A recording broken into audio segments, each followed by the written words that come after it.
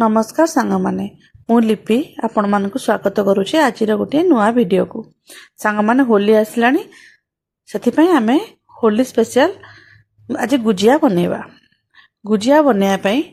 मु एठी गोटे गिना बा बड़ चामच 3 चामच मैदा नहीं से किछि रिफाइन तेल पके दीजिए तापरे स्वाद अनुसार लुण लुण मैदा रे कम देबे लुण पके देबे आउ मुझे किसी कला जीरा पकईची आपण मान इच्छा अनुसार कला जीरा न पकड़े भी स्किप करें। देखो सबको बर्तमान मु भल भाव मिसई नेबी हाथ रे एमती भल भाव मिसई जेपरी तेल से मैदा सबुरे भल भाव मिसीज। देखो ये मुझे भल भाव मिसई नौ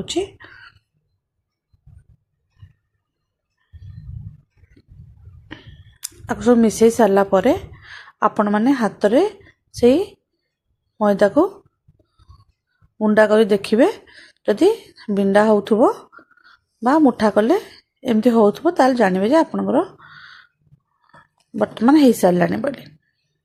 एबे आमे एठी कम पानी दे अल्प अल्प पानी दे ताकू भल भाव मिसई नबा बा चकटी नबा। गुजियार जो आमे मैदा चकटुचे ता टिके टाण रहिबो माने आमे जो करूचे रुटी मिले नरम हेबो नाही आको आमे घोड़ाई करी आधा घंटा छाड़ी दबा। ता पई देखंतु भीतर मसला पई मु प्रथमे बड़ गोटे कड़ाई बसई दीची सही कड़ाई रे वर्तमान मु 2 चामच घी पकई नेबी। मोटे गुआ घी व्यवहार करछि आपण मन कति भल न लागे आपण माने साधा डालडा घी बा आ कोनोसी घी व्यवहार करि परिबे। घी टे गरम हे गले मु एथिरे 2 चामच खंडे 2-3 चामच खंडे सुजी पकई नेबी।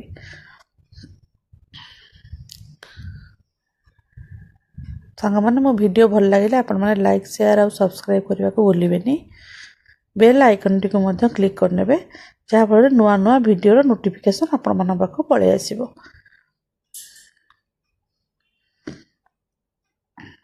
देखो सांग माने वर्तमान मु एथिरे घी गरम हे गलानी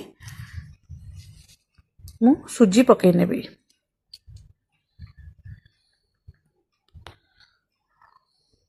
सुजी पकई भल भाव तार कलर चेंज हवा जाए मु भाजी नेबी।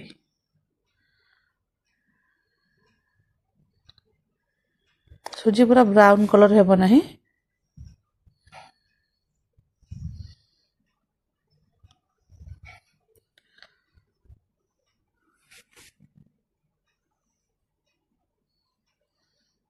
देखो सांग माने वर्तमान सुजीर कलर सब चेंज हे आसिलानी।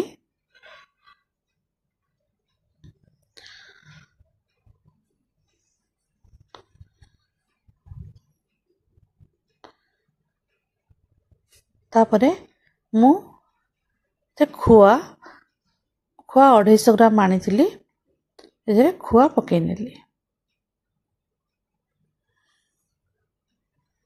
खुआ को पकई भल भाव एमती भाजी नेबी जेमती कि ना हमर सुजी संगे भल भाव मिसी जीवो। देखो सांग माने खुआ को तापरे मु एथिरे आवश्यक अनुसार चीनी आपन जते मीठा खाइबार अछि आपन सही परिमाण रे चीनी देबे। जेहेतु खुआ मीठा लागु थाए मु एठी 3 चामच चीनी पकई छी। आपण मन को यदि अधिक मीठा पसंद आपण आउ गोटे कि 2 चामच ऐड करि परिबे। तापरे सबु भल भाव रे मु मिसई नेली।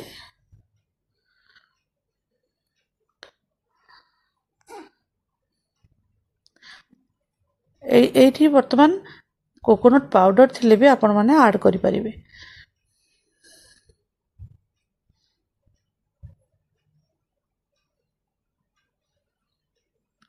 ଦେଖନ୍ତୁ ତାପରେ ମୁଁ କିଛି ବାଦାମ ଆଉ କାଜୁକୁ ମାନେ ଖଣ୍ଡ ଖଣ୍ଡ ଛୋଟ ଛୋଟ କାଟିକିରି ନେଇଛି, ତାକୁ ଏଠି ଆଡ଼୍ କରିଦେଉଛି।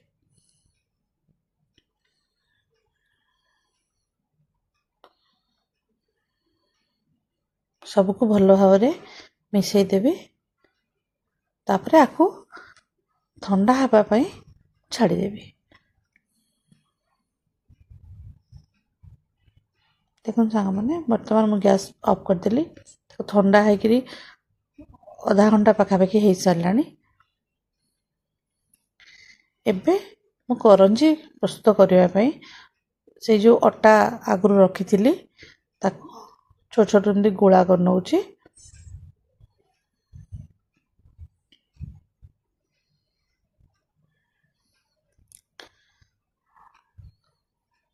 ଏହି ଗୋଳା ଗୁଡ଼ିକୁ ଆପଣ ପୁରୀରୁ ସାଇଜ୍ର କଲେ ମଧ୍ୟ ହେବ। ଛୋଟ ଛୋଟ ପୁରୀ ଯେଉଁ ଆମେ ଛାଣେ ସେମିତି କରି କରି ତାକୁ ଗୋଲ ଗୋଲ କରି ଭଲ ଭାବରେ ବେଲି ନେବି।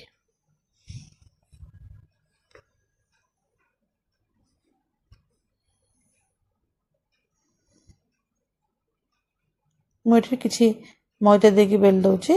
ଆପଣମାନେ ଚାହିଁଲେ ତେଲ ଦେଇକି ମଧ୍ୟ ବେଲି ପାରିବେ। ଆକୁ ଟିକେ ବଡ଼ ସାଇଜ୍ରେ ବେଲିକି ଆପଣମାନେ ସାଇଜ୍ରେ କାଟିଦେଲେ ମଧ୍ୟ ହେବ। କୌଣସି ଗିନା ବା ଗ୍ଲାସ୍ର ମୁହଁରେ, କିନ୍ତୁ ମୁଁ ସାଧା ବେଲିକି କରିଦେଇଛି। ଦେଖନ୍ତୁ ସବୁକୁ ବର୍ତ୍ତମାନ ବେଲିକି ମୁଁ ରଖିନେବି। ତାପରେ ଗୋଟେ ଗୋଟେ କରି କରିନେବି।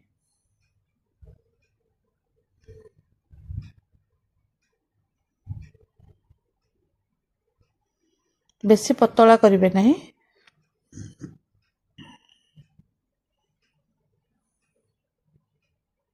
ତାପରେ ଦେଖନ୍ତୁ ଯେଉଁ ମିଶ୍ରଣ ଥଣ୍ଡା ହେଇଥିଲା ତାକୁ ମୁଁ ଏମିତି ମଝିରେ ଦେଇକରି ଚାରିଆଡ଼େ ପାଣି ହାତ ମାରି ନେଉଛି।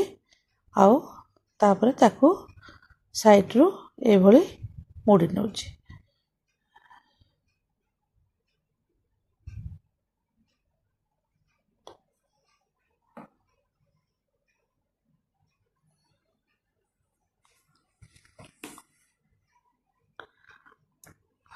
ଏଇଭଳି ଗୋଟିଏ ଗୋଟିଏ କରି ସବୁ ଆପଣ ତିଆରି କରିନେବେ।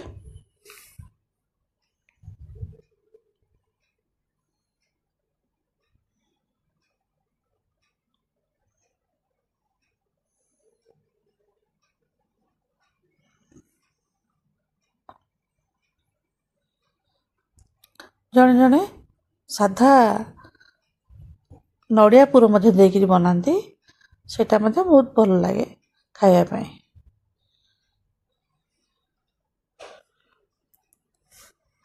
ଏଭଳି ଆପଣ ବନେଇକି ରଖିଲେ 10-15 ଦିନ ଆରାମସେ ରହିଯିବ ମିଠା।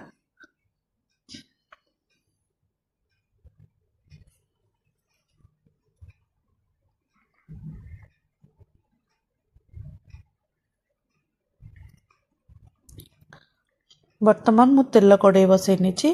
ତେଲ ବେଶୀ ଗରମ ହେବ ନାହିଁ। ସିଙ୍ଗଡ଼ା ଛାଣିଲା ବେଳେ ଯେମିତି ଉଷୁମ ଟିକେ ଅଳ୍ପ ଗରମ ତେଲରେ ଆପଣ ସିଙ୍ଗଡ଼ା ପକାଇଥାନ୍ତି, ସେମିତି ଏଇଟା ମଧ୍ୟ ଉଷୁମ ତେଲରେ ଆପଣମାନେ ପକାଇ ନେବେ। ତେଲ ବେଶୀ ତାତିଥିଲେ ପୋଡ଼ି ଯାଇଥାଏ। ଧୀର ଆଞ୍ଚରେ ଆକୁ ଏପଟ ସେପଟ କରି ଛାଣିଥିବେ। ବର୍ତ୍ତମାନ ଦେଖନ୍ତୁ ମୁଁ ଏପଟ ସେପଟ କରି ବର୍ତ୍ତମାନ ଛାଣି ଦେଲିଣି। ଆଉ ଟିକେ କଲର୍ ଚେଞ୍ଜ ହେଇଗଲେ ବର୍ତ୍ତମାନ ଆକୁ ତେଲରୁ କାଢ଼ି ନେବା।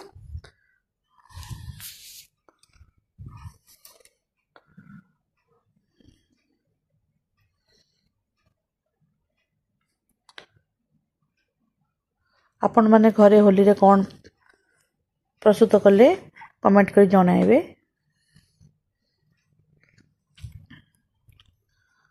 ଦେଖନ୍ତୁ ସାଙ୍ଗମାନେ, ପ୍ରାୟ ମୋର ହେଇ ଆସିଲାଣି। ମୁଁ ଆକୁ ସବୁ କାଢ଼ି ନେବି। ତାପରେ ଆପଣ ଏବେ ବି ୟାକୁ ଖାଇଲେ କିଛି ଭଲ ଲାଗିବ, କିନ୍ତୁ ଆଉ ଟିକେ ଭଲ ମାନେ ଭଲ ଟେଷ୍ଟ ଲାଗେ।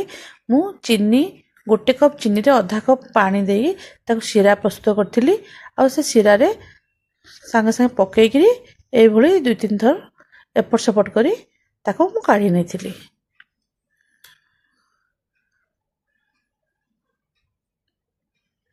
ଦେଖନ୍ତୁ, ଆପଣ ଚାହିଁଲେ ସାଧା ମଧ୍ୟ ଖାଇପାରିବେ।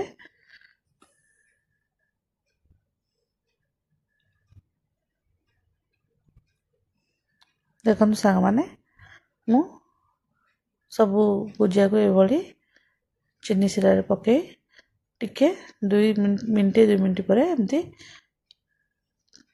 ତାପରେ କାଢ଼ି ନେଉଛି। ବର୍ତ୍ତମାନ ଆମର ଭୁଜିଆ ପ୍ରସ୍ତୁତ ହୋଇସାରିଛି। ଭିଡ଼ିଓ ଭଲ ଲାଗିଲେ ଲାଇକ୍ କରିବେ। ଧନ୍ୟବାଦ ସାଙ୍ଗମାନେ।